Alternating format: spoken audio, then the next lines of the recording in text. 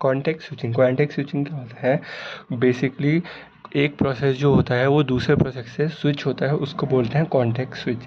और कॉन्टेक्स्ट क्या होता है? कॉन्टेक्ट ये होता है कि कंटेंट जो होता है सीपीयू रजिस्टर में पर्टिकुलर टाइम पीरियड में जो भी कंटेंट होता है सीपीयू में, उसको बोलते हैं कॉन्टेक्स्ट।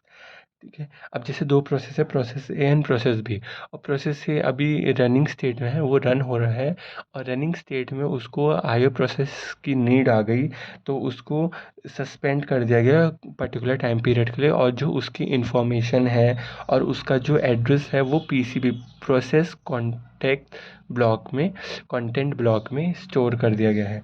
सो अब क्या हुआ कि दूसरा प्रोसेस आया, प्रोसेस बी। तो प्रोसेस बी जहाँ पहले स्टॉप हुआ था उसी सिचुएशन से, उसी कंडीशन से दोबारा रन होना स्टार्ट करेगा, तो प्रोसेस बी रन होगा। प्रोसेस से अभी भी सस्पेंस स्टेट में है, तो प्रोसेस बी कंटिन्यू होगा, प्रोसेस बी पूरा करेगा, और इस तरह से ही दोनों प्रोसेस कंप्लीट होंगे। सो बेसिकली इसको स्टोर इसलिए किया जाता है क्योंकि to save the state, because process need not to start from the initial, वो दोबारा स्टार्टिंग कंडीशन से स्टार्ट ना हो जाए, जहाँ पे वो छूटा गया था वहीं उससे वो start. Likewise, this is a diagram of context switch. These are two process A, process 1 and process 2. Process 1 is executed, then it will be idle because process 2 is executing at that particular time.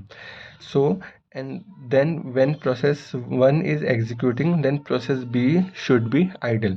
So when the interrupt come, then save the process 1 into PCB, then reload the process B, process 2 from the PCB.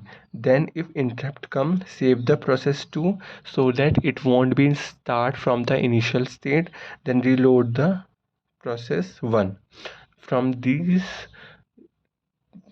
cycle, process 1 and process 2 is been executed and context switch is been possible successfully.